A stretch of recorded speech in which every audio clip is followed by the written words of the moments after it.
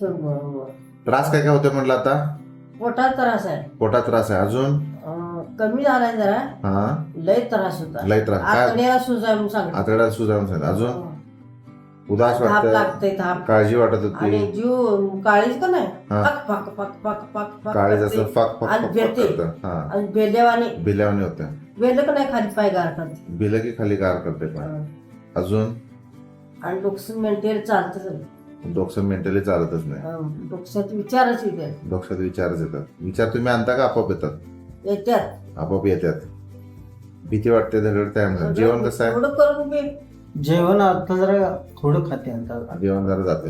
जरा खाल्ले या देतो औषध. त्रास आहे पाबलेन सगळं औषध द्यावा. देतो 15 दिवसांनी येतं का 20 दिवसांनी येतं? 15 दिवसांनी येतो. 20 दिवसांनी. किती येतं? औषध जरा बदलून देतो. करूया. मी मागच्या तुम्हाला सांगितलं ना की हे औषध देतो. ह्याच्या व्यतिरिक्त आपण एक मशीनचं ट्रीटमेंट सांगितलं का? RTMS म्हणून नवीन ट्रीटमेंट आहे, सांगितलं तुम्हाला? काय नाही.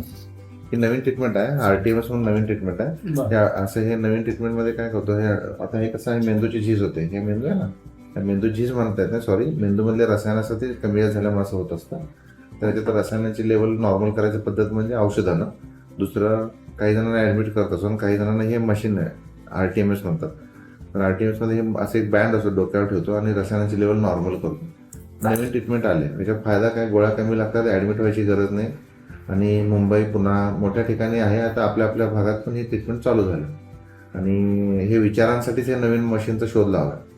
तर ट्रीटमेंट ही घेतलं तर लवकर फरक पडू शकतो. आणि रोज घेऊ शकता सेशन, एक दिवसाआड घेऊ शकता, आठवड्यात एकदा घेऊ शकता, किंवा जेव्हा याल तेव्हा पण एक घेऊ शकतो आपण. अजून पोटात नाही कशाला काय म्हणतो मी? ताप लागून घाबरल्यावरच होते. देतो मी औषध.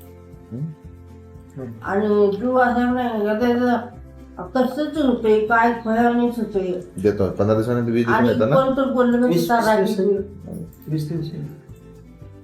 तुमच्या गावात एक इंजेक्शन घ्या. पोटाचं त्रासलंय आहे. गावात आणि टेन्शन आहे मला लय. बरी होतच नाही असं मला वाटतंय. नाही देतो की डोकं औषध. माझं खूप होतंय. बीपी ते कमी आणि जाते. ही गोळ्या दिल्यापर्यंत सांगतो तुम्हाला. कसं आहे सांगतो की आता यांना जे आहे ना, मला काय तर झालं काय झालं असं वाटतं. आतड्याची तक्रार, डोक्याची तक्रार, पोटाची तक्रार, लक्षात आलं का? हे मनोशारीरिक आजार म्हणतो. काही नाही आहे पण आहे असं वाटतं. सगळे रिपोर्ट नॉर्मल निघणार पण तरी ते होतं. आता तुम्ही बघितलं सगळे तपासणे, सोनोग्राफी करा, एक्सरे करा, सिटी स्कॅन करा, MRI करा, MD डॉक्टरकडे ट्रीटमेंट घ्या, पोटासाठी ऍडमिट झाला, काय फरक पडला का नाही पडला. त्यामुळे हे कसं आहे, मनोशारीरिक म्हणजे असतं मनात दिसतं शरीरात, कळलं? त्यामुळे आता कुठेही ऍडमिट होऊ नका, कुठेही ट्रीटमेंट तुम्हाला कुठलीही तपासणी एक्स्ट्रा काय करू नका. मी सांगतो तेवढं करा, तुम्हाला फरक पडण्याची शक्यता आहे. फक्त औषधांमध्ये जाणार.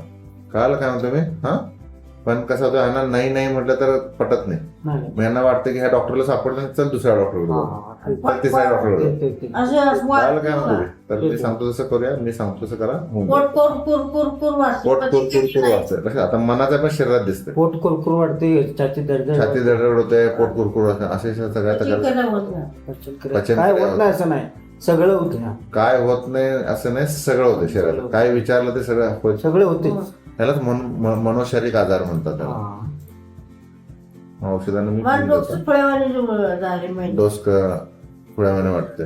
आता कसं असते, यांना ते त्यांना जे होते ते त्यांच्या पद्धतीनं सांगतात ना, बरोबर आहे नाही? कोण शिकलेले लोक ह्या जे होते आम्हाला त्रास होता. बीपी कमी झाली, ताप लय होता. काय म्हणतात, आम्हाला जास्त त्रास होता. कारण तिथे होते आणि ते आता गेलं, गावाकडे गेलं का नाही, आता तुमच्याकडे मागं जर कसं एक अडचण आहे तिथं, त्यांना काहीतरी झालं असं वाटतं. मी गावात काय एका डॉक्टरकडे जातात, फरक नाही पडला परत दुसऱ्या डॉक्टर, फरक नाही पडला तिसरा, आणि सलाईन लावलं तात्पुरतच 1 तास 2 तास, आणि परत गेलं बाहेर आलं की परत तसंच. एक दिवस पाडला. बीपी कमी झाली माझी. त्यामुळे आपण आता मी तुम्हाला सांगतो ना तसं करूया. तुमच्या ट्रीटमेंट जाऊ देतो मी.